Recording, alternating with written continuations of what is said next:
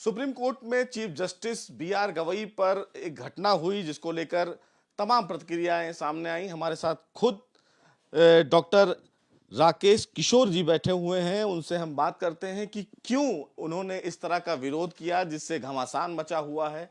चूंकि खुद वो एक एडवोकेट हैं और चीफ जस्टिस ऑफ इंडिया पर उन्होंने इस तरह का विरोध दर्शाया, उसके पीछे की वजह क्या रही सर? आपका सवाल बहुत बढ़िया है। देखिए, मैं एक बात बता दूं, बहुत कम शब्दों में बोल पाऊंगा मैं, क्योंकि मैं काफ़ी लोगों को इंटरव्यू दे के थक चुका हूं। मेरे सर में दर्द है, तबीयत मेरी ठीक नहीं है। सबसे पहली बात तो ये है कि मैं आपको इसका पृष्ठभूमि बता रहा हूं कि 16 सितंबर को चीफ जस्टिस की अदालत में एक केस आया जिसे हम लोग कहते हैं PIL। किसने दायर किया, कौन वकील था, मुझे कोई बात नहीं पता है। मैटर पता है, उस मैटर में हुआ ये कि खजुराहो MP में एक गणेश की प्रतिमा है, जो वहाँ पर उस प्रतिमा पर 3-4 दफ़े मैं भी जा चुका हूँ और बैठ के रो के आया हूँ उससे लौट के। उसी से संबंधित यहाँ पर एक याचिकाकर्ता CJI के कोर्ट में PIL लाया था, जिसमें उसने इनसे प्रेयर की थी कि इस मूर्ति को रीस्टोर करा दिया जाए। तो रीस्टोर कराना तो दूर की बात है, उन्होंने सबसे पहले उस याचिकाकर्ता की हंसी उड़ाई ये कहकर कि आप प्रतिमा से ही प्रार्थना करो, वहीं जाके मेडिटेट करो, वही कुछ करें अपने लिए। तो ये बात मुझे बहुत बुरी लगी। लेकिन अगले दिन भी उन्होंने कुछ कहा इसी के संबंध में, ठीक है, मैंने टॉलरेट कर लिया। अब मगर जो अभी 3 दिन पहले वो मॉरिशस गए, वहाँ पर फिर उन्होंने कहा, अपने दिल की बात निकाली कि साहब ये देश बुलडोज़र से नहीं चलेगा। इस बात को मैं भांप गया, मैं समझ गया कि ये क्या कहना चाहते हैं। आप सबको मालूम है बरेली में क्या हो रहा है। मैं बरेली का ही बाशिंदा हूँ, मैं वहीं पला बड़ा पढ़ा हूँ। वहाँ पर एक विशेष समुदाय ने तमाम सरकारी ज़मीनों पर कब्जा करके मैरिज हॉल और होटल्स, मॉल सब बनवा रखे हैं। सरकारी ज़मीनों पर कब्जा किया हुआ है। तो अगर ऐसे लोगों पर योगी जी बुलडोज़र चला के उस ज़मीन को दोबारा सरकार को नहीं प्रोवाइड कराएंगे तो वहाँ पर क्या करेंगे?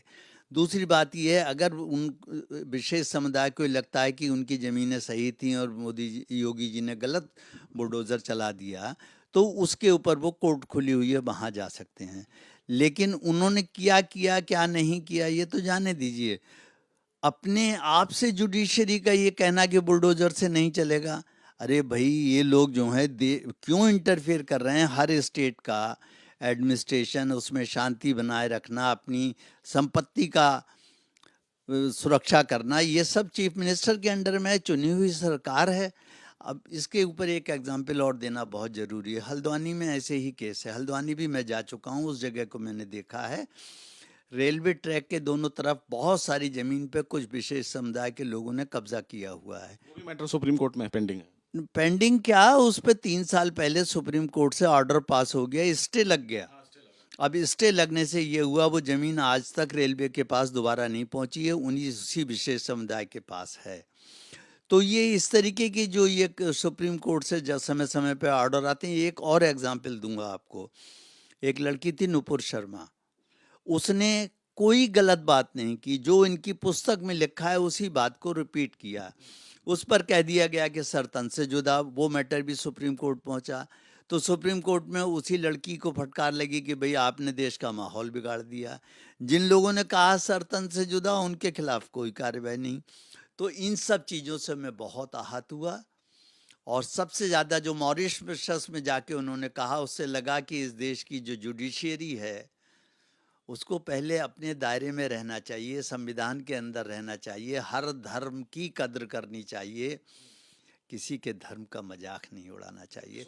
चूंकि आप एक वरिष्ठ खुद एडवोकेट हैं, कई सालों का आपका अनुभव रहा है, विरोध की ये वजह कि जूता निकाल कर इस तरह करें?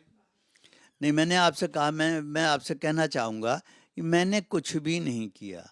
जो परमात्मा का आदेश था मैंने वैसा ही किया, और परमात्मा ही जाने उसने क्या किया, क्यों मुझे सेलेक्ट किया, क्या मुझसे करवाया, मैं इससे ज़्यादा कुछ नहीं जानता। जैसे वो एक संवैधानिक पद पर हैं और आप खुद सुप्रीम कोर्ट आते जाते रहते हैं, तो विरोध की वजह और भी कुछ हो सकती थी आपकी। नहीं, मुझे उनका विरोध नहीं करना है। मैं उनसे, जैसे चीफ जस्टिस गवई हैं, उनकी भी बहुत इज्जत करता हूँ, आदर करता हूँ, पूरी जुडिशरी का करता हूँ।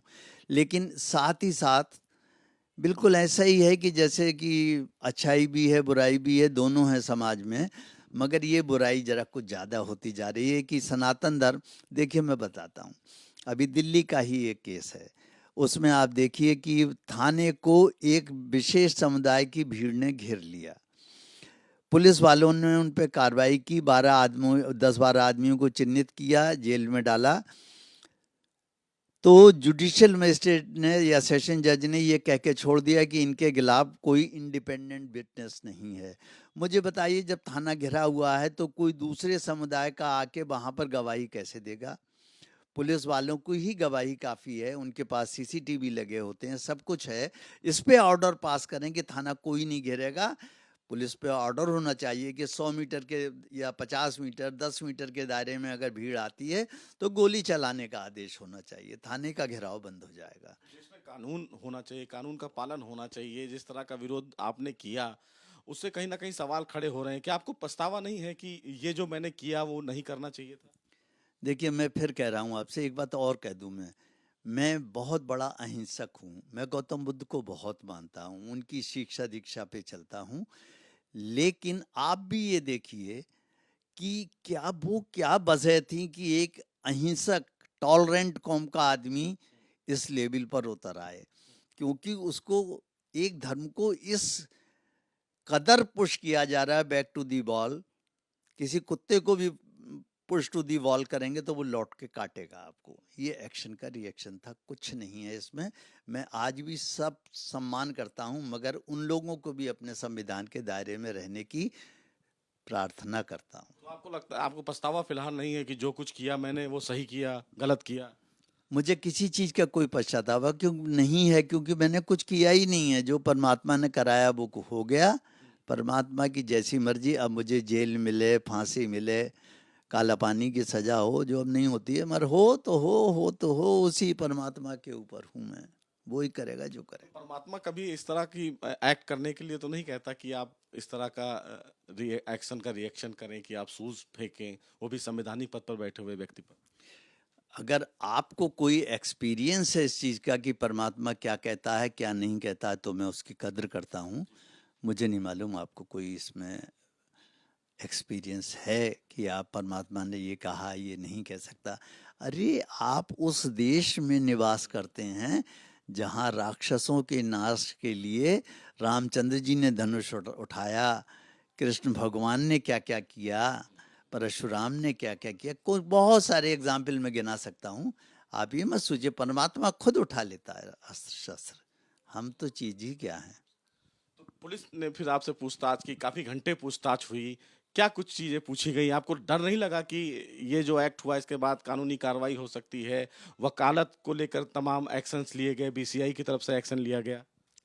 नहीं देखिए, ऐसा है कि पुलिस ने मुझसे पूछताछ की, बहुत अच्छे वातावरण में की, मुझे चाय भी पिलवाई, साथ में जो पिस्ता लगे हुए बिस्किट भी खिलवाए, लंच भी कराया, और बहुत फ्रेंडली वे में मुझसे पूछा। मेरा मोबाइल ले गए थे, पूरा मोबाइल उन्होंने देखा होगा खंगाल के कि मैं किसी ग्रुप से संबंध नहीं रखता हूँ, मेरे पास किसी के फ़ोन नहीं आते हैं, ये भी उन्होंने देखा होगा।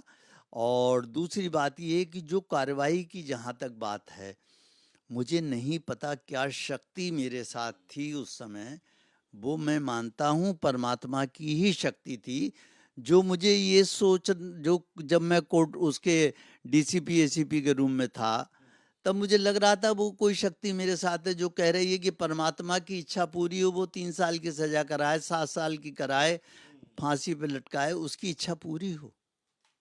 तो मैं किस चीज़ से डरूंगा, किससे फेयरफुल रहूंगा? मैं किसी से फेयरफुल नहीं हूँ। कोर्ट रूम में जब आप पहुंचे तो क्या था आपके जहन में, क्या बातें रही जब आप कोर्ट रूम में गए? मुझे कोर्ट रूम में पहुंचने के बाद कुछ वकील तो दिखाई दे रहे थे, खचाखच कोर्ट भरी हुई है। बाकी मुझे आगे चीफ जस्टिस गवई दिखाई दिए, और मैं बिल्कुल ब्लैंक था, मुझे नहीं मालूम कहाँ क्या हुआ कैसे हुआ। परमात्मा ने जो चाहा वो किया कराया, मेरे ऊपर दोष देना बेकार है। उस परमात्मा को जिसको गवई साहब ने कहा था कि उसके सामने प्रार्थना कीजिए, मेडिटेट कीजिए, 16 तारीख से मैं रोज़ मेडिटेशन करता हूँ, उस तारीख से मैं लगातार मेडिटेशन कर रहा हूँ। कैसे ये चमत्कार हुआ ये मुझे नहीं पता। बार काउंसिल की तरफ से भी एक्शंस लिए गए हैं, तो उस पर क्या कहना है आपका? आपने बहुत अच्छा सवाल किया। बार काउंसिल में मेरे पास रात ही कल चिट्ठी आ गई कि आपको सस्पेंड किया जाता है, जबकि मैं ये कहना चाहूँगा कि जिस एडवोकेट एक्ट 1961 का हवाला देके मुझे सस्पेंड किया है उसको मैंने भी पढ़ा है, मेरे पास भी उसकी प्रति है। उसके सेक्शन 35 को पढ़ के देख लीजिए। प्रोसीजर है कि अगर कोई शिकायत किसी वकील के खिलाफ आती है या सुओ मोटो एक्शन ले रही है बार काउंसिल, तो सबसे पहले उन्हें एक कमेटी का गठन करना पड़ता है। डिसिप्लिनरी कमेटी कहते हैं उसे। उसमें कुछ वकील होते हैं, कुछ होते हैं।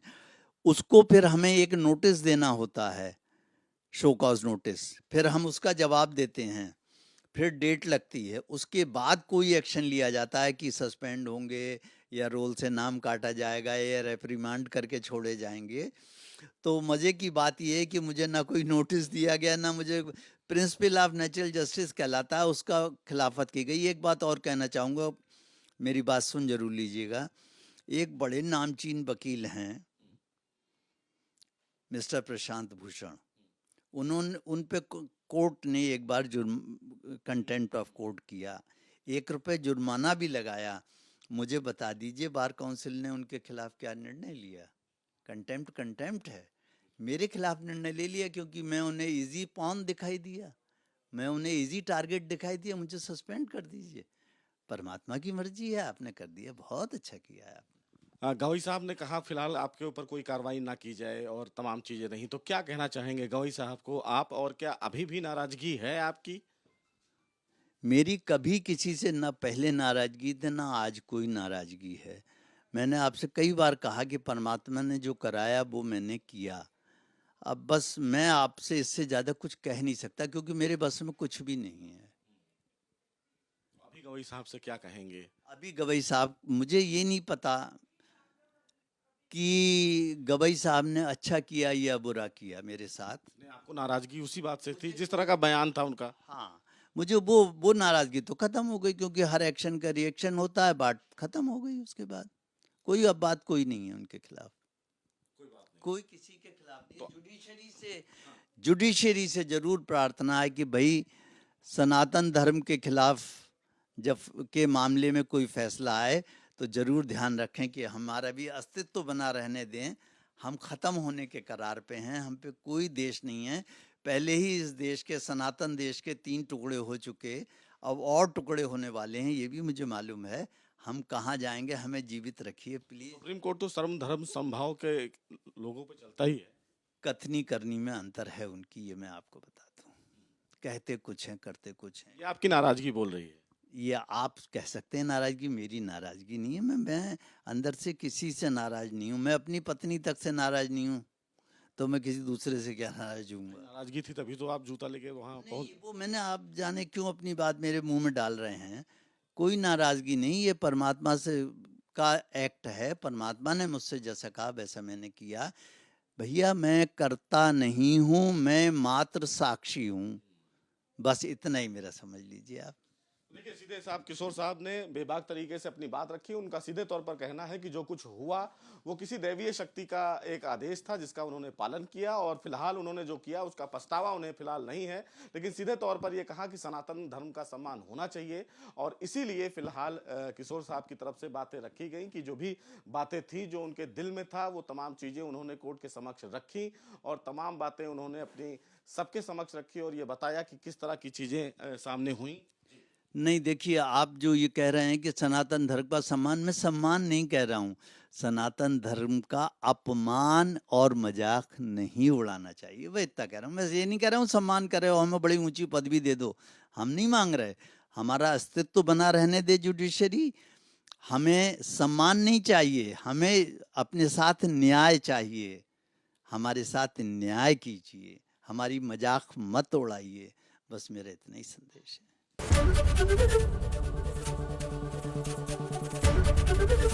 एबीपी गंगा, खबर आपकी, जुबान आपकी।